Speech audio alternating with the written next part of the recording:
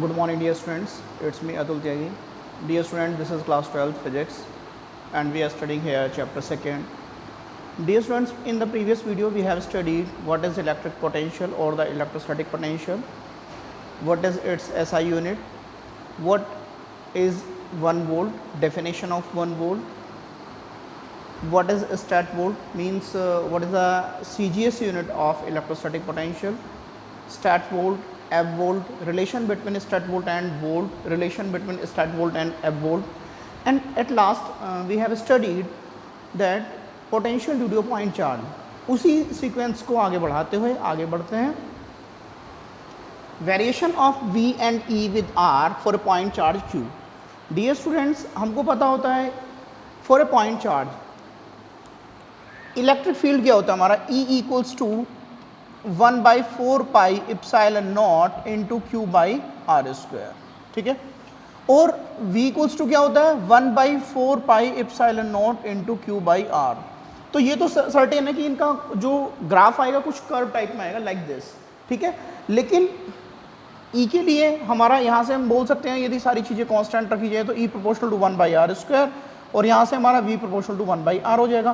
तो इसके कारण इधर अपॉन में आर स्क्वायर है, मीन्स डिनोमिनेटर आर स्क्वायर है, यहाँ पर डिनोमिनेटर आर है, तो इसके कारण वेरी जो करेगा हमारा ग्राफ इस टाइप से होगा. यदि हम V और E हम y एक्सिस पर लेते हैं और जो डिस्टेंस है उसे हम x एक्सिस पर लेते हैं, तो जो हमारा ग्राफ होगा वो हमारे इस टाइप से आएगा.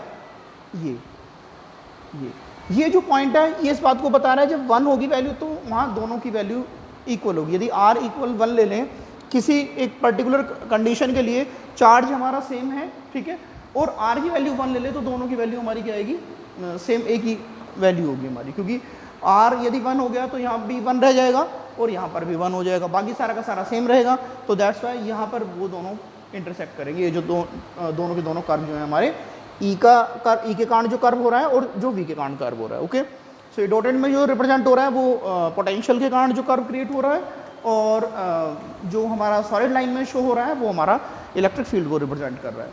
Dear students, variation of V with R for a point charge Q.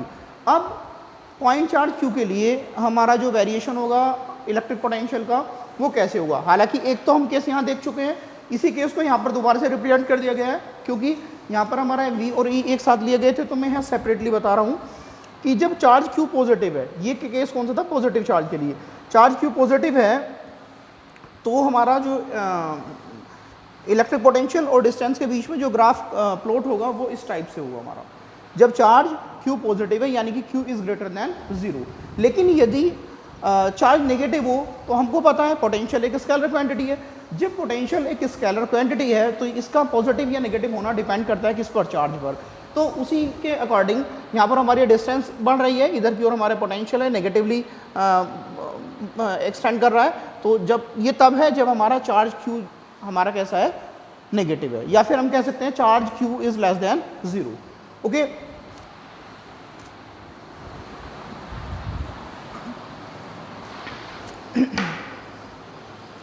एक छोटा सा नोट है, हमको पता होता है कि किसी पॉइंट चार्ज के लिए पोटेंशियल क्या होता है, V equals to 1/4 pi Q by R. ठीक है, यदि R इन्फिनिटी हो, जब R इन्फिनिटी की ओर टेंड कर रहा है, इनफाइनाइट डिस्टेंस की ओर टेंड कर रहा है, तो उस सिचुएशन में हम क्या कर सकते हैं, V equals to 1/4 pi Q by infinity put कर सकते हैं, और एनी नंबर या फिर Q भी कुछ वैल्यू होगी, Q का कुछ मैग्नीट्यूड होगा.